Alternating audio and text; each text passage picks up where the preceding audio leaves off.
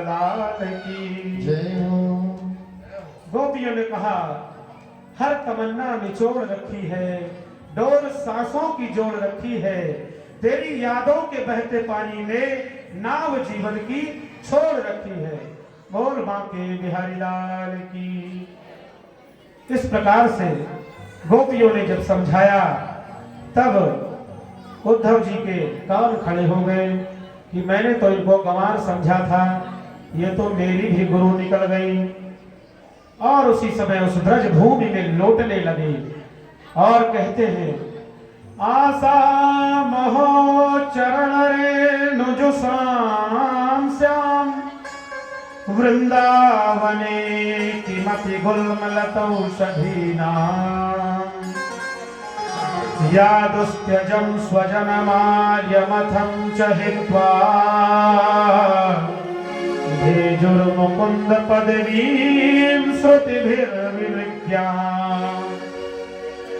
कहते हैं कि हे ईश्वर, मैं तो आपसे यही मांगता हूं कि आप मुझे वृषनिवंशियों का जो सेनापति बना के रखे हैं ना, वहां से हटा दीजिए।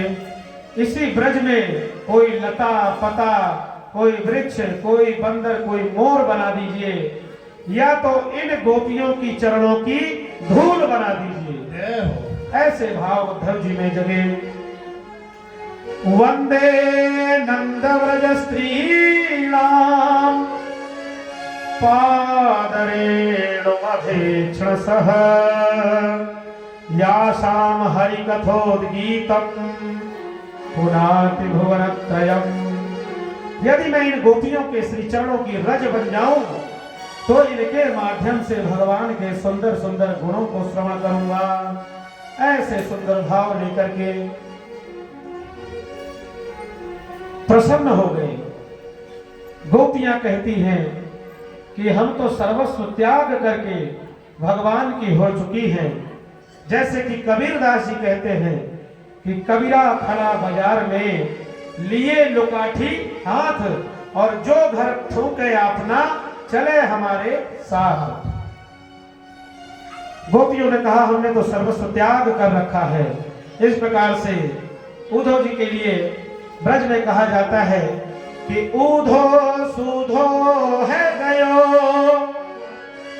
सुन गोपिन के बोल, और ज्ञान बजाई डिमडिमी और प्रेम बजायो ढोल।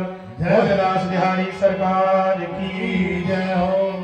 इसके बाद उद्धव जी वापस मथुरा गए और उन्होंने जा करके भगवान को खरी खोटी सुनाना प्रारंभ कर दिया। कहा, आप तो बड़े ही निष्ठुर हो, बड़े ही निर्दयी हो। आपने भोली भाली श्री राधा रानी को ब्रज में छोड़ दिया और यहाँ पर आकर के राजा बने बैठे हो, धिक्कार है आपके लिए। तब भगवान ने कहा, उद्धव, हम में और गोपियों में कोई भेद नहीं है। तुम्हें ज्ञान का घमंड था तो हमने सोचा कि तुम्हारे इस ज्ञान में प्रेम रस को भी डाल करके इस ज्ञान को पुष्ट कर दिया जाए, इसलिए हमने आपको ब्रज में भेजा था। उसी समय भगवान ने सुंदर दर्शन करवाए। ठाकुर जी बैठे हुए हैं, श्री जी उनके बगल बैठी हैं, गोपियां सुंदर नृत्य गान कर रही हैं। उनके दर्शन करके उद्धव जी वहीं पर चरणों में लेट गए। बोले भक्त वत्सल भगवान की जय हो। इसके बाद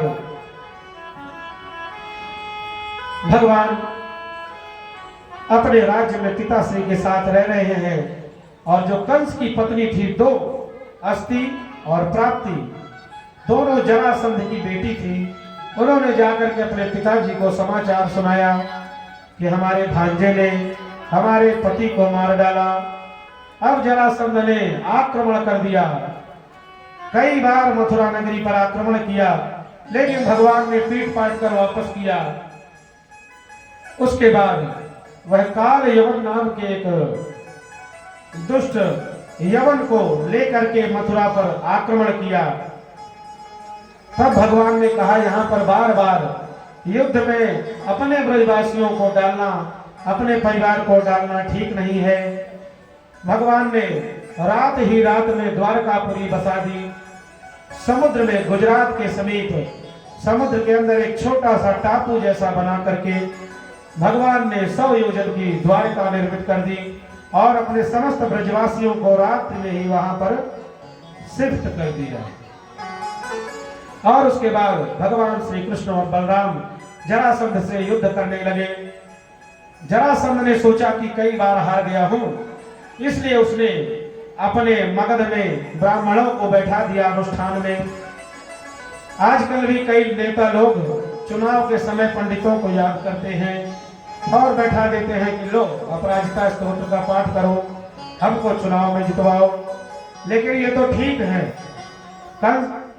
कंस के ससुर जी ने जरासंध ने क्या किया कि कहा कि ऐसा है पंडितों कि अगर मैं युद्ध जीत करके आऊंगा तो जो मांगोगे वो दूंगा, और अगर मैं युद्ध हार गया तो तुम सबका वध कर दूंगा।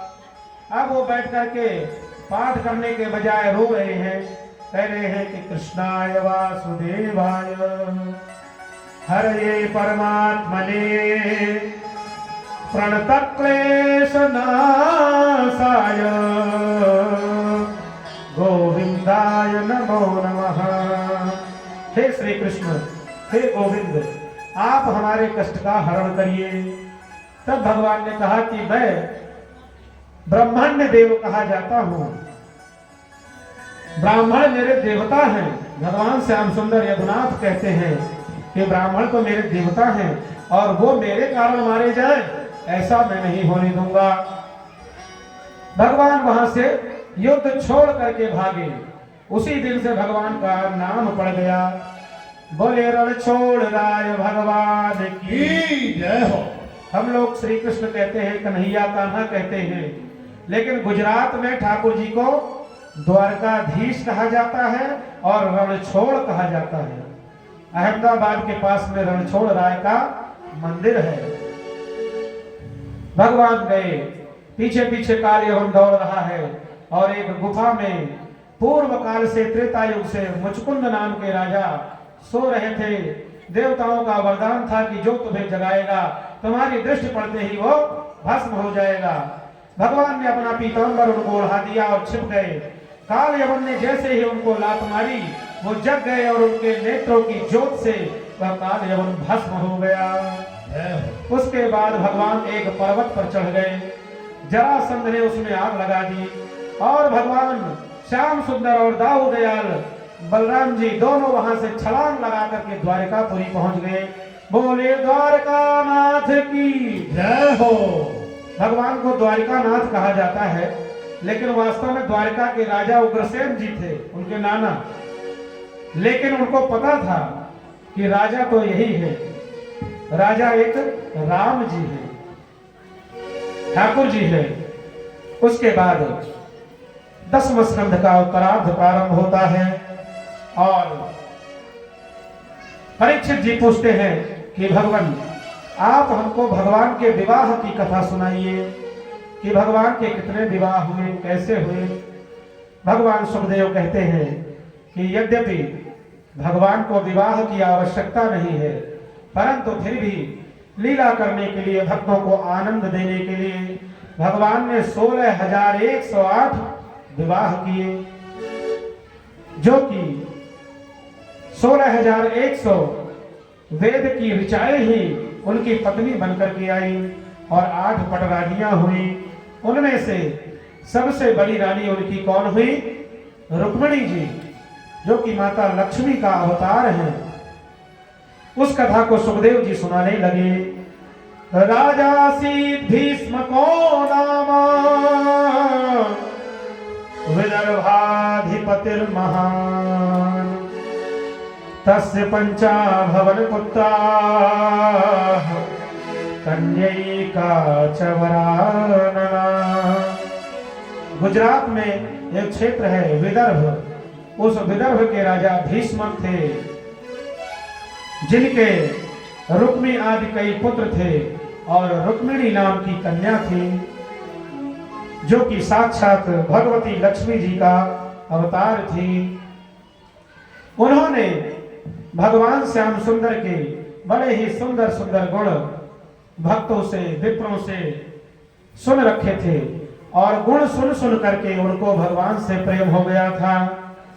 एक बार उन्होंने अपनी इच्छा जाहिर की तो उनके पिताजी भी मान गए, परंतु जैसे ही उनके भाई रुक्मी ने सुना वह क्रोध में पागल हो गया, क्योंकि उसका मित्र शिशुपाल था, जरासंध था, दुर्योधन था।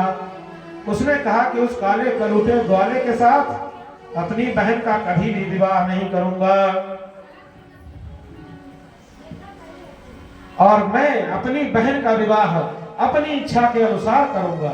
अपने पिता को डांट दिया और कहा कि आज से तीसरे दिन ही बारात बुला करके शिशुपाल के साथ मैं अपनी बहन का विवाह कर दूंगा।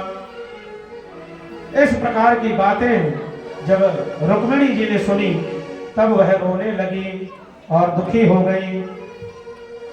उन्होंने अपनी सखियों से जब ये बताया तब उनकी सखियों ने कहा कि हे राजकुमारी जी, आप किसी से पत्र लिख करके और द्वारकानाथ को अपने समाचार भेजिए और कहिए कि वो आकर के आपका पाणी ग्रहण करे, आपकी रक्षा करे। तब रुक्मिणी जी पत्र लिख रही हैं। श्रुत्वा गुणान् भुवन सुंदर शृण्वतां ते निर्विश्य कर्ण विवरैर्हरतोऽङ्गतापम् रूपां दृशां दृशिमतामखिलार्थलाभम् त्वय्याच्युता विशति चित्तम् पत्रपं मे। श्रुत्वा गुणान्, हे श्याम सुंदर, मैंने आपके गुण केवल सुन रखे हैं, देखा नहीं है आपको।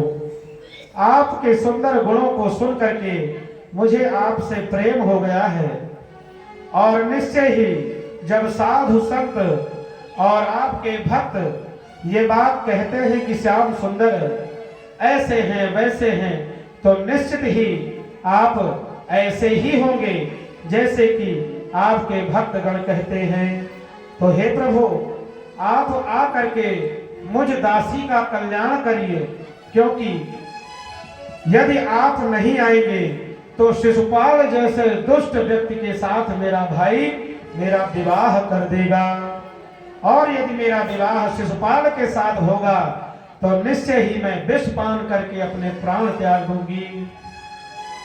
ऐसा सुंदर समाचार लिख रही है और एक ब्राह्मण देवता को बुला करके कहती हैं कि हे विप्रदेव, आप प्रसन्न होकर के भगवान द्वारिकानाथ के पास जा करके मेरा समाचार दीजिए और कहिए कि रुक्मिणी ने कहा है कि मोहे अपनी दुल्हन बना ले, श्याम तेरी दीवानी